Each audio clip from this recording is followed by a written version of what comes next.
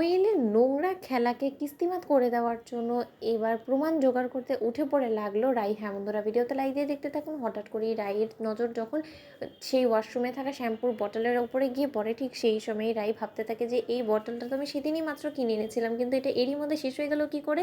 আর তার থেকেও বড় কথা, যতটুকু আমি শুনেছি যে এই ওয়াশরুমেই নাকি পা পিছলে কোয়েল পড়েছে, তাহলে সেটাই বা কী করে হলো? কারণ যতটুকু আমার জানার মতে যে ওয়াশরুম তো সবসময় ক্লিন থাকে, আর ওয়াশরুমের মধ্যে এতগুলো শ্যাম্পু তো পড়ে থাকার কোনো রকম কোনো কথা না, তাহলে এই শ্যাম্পুটা কে ফেললো?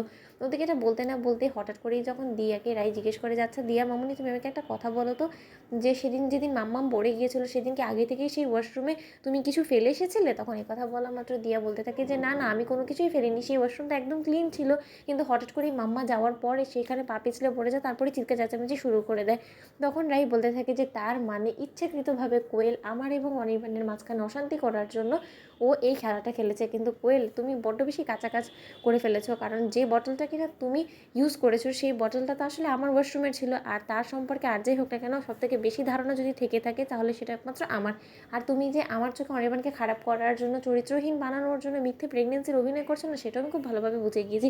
সময় শুধু অপেক্ষা মাত্র, কারণ খুব শীঘ্রই আমি অনির্বাণের সামনে তোমার এই নোংরা চেহারাটা আমি টেনে ছিঁড়ে ফেলে দিব। ওদিকে এই কথা বলা মাত্র অনির্বাণ রাইয়ের কাছে এসে বলতে থাকে যে রাই, এখনও তুমি গম্ভীর হয়েই থাকবে? তুমি আমার কোনো কথা বোঝার চেষ্টা করবে না? তোমার সত্যিকার অর্থেই বিশ্বাস হয় যে কোয়েলের গর্ভে থাকা সেই সন্তানটার বাবা আমি?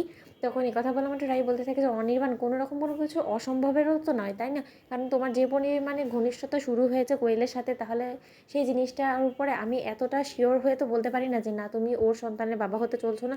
তাই তুমি এক কাজ করো, তুমি নিজেকে নির্দোষ প্রমাণ করার জন্য না হয় তুমি তোমার মতো করে প্রমাণ জোগাড় করার চেষ্টা করো। আর তার থেকেও বড় কথা, খুব শীঘ্রই তোমার সামনে এমন কিছু খোলাসা হবে যেটা হয়তো বা দেখে তুমি একবারে শখ হয়ে যাবে। ওদিকে এই কথা বলা আমার অনির্বাণ বলতে থাকে যে তুমি কোন দিকে ইঙ্গিত করছো রাই, আমাকে একটু বুঝিয়ে বলবে? তখন রাই বলতে থাকে যে শুধুমাত্র কিছুদিনের অপেক্ষা মাত্র অনির্বাণ, তাই ধৈর্য ধরো। ওদিকে কোয়েল বলতে থাকে যে অনির্বাণ, এখন যখন আমার প্রেগনেন্সিটা কনফার্ম হয়ে গিয়েছে, তাহলে নিশ্চয়ই এখন তুমি বুঝতে পারছো যে লোক সমাজে এখন আমাকে তুমি যদি স্ত্রী হিসেবে না স্বীকৃতি দাও, তাহলে কিন্তু আমারই সন্তানের পিতৃ পরিচয় নিয়ে প্রশ্ন উঠবে। আর আমি মোটেও চাই না যে আমার সন্তানটার পৃথিবীর আলো দেখার আগে পিতৃ পরিচয় নিয়ে এরকম কোনো দোটানায় থাকুক। ওদিকে কথা বললাম, অনির্বাণ বলতে থাকে যে কিছুটা সময় অন্তত ধৈর্য ধরো না কোয়েল, এখনও পর্যন্ত তুমি কোনো মতে প্রমাণ করতে পারোনি যে এই সন্তানটা আমার। তখন কোয়েল বলতে থাকে যে কেন তুমি বুঝতে পারছো না যে এই সন্তানটা যে শুধুমাত্র তোমার নয়, তো বা আমি কি এই সন্তানটাকে আগে থেকে কোথাও থেকে নিয়ে এসেছি? তোমার সত্যিকার অর্থে মনে হয় আমি এতদিন ধরে রয়েছি কই, তখন তো আমার কোনো রকম কোনো প্রেগনেন্সি সিমটমস দেখা দেয়নি।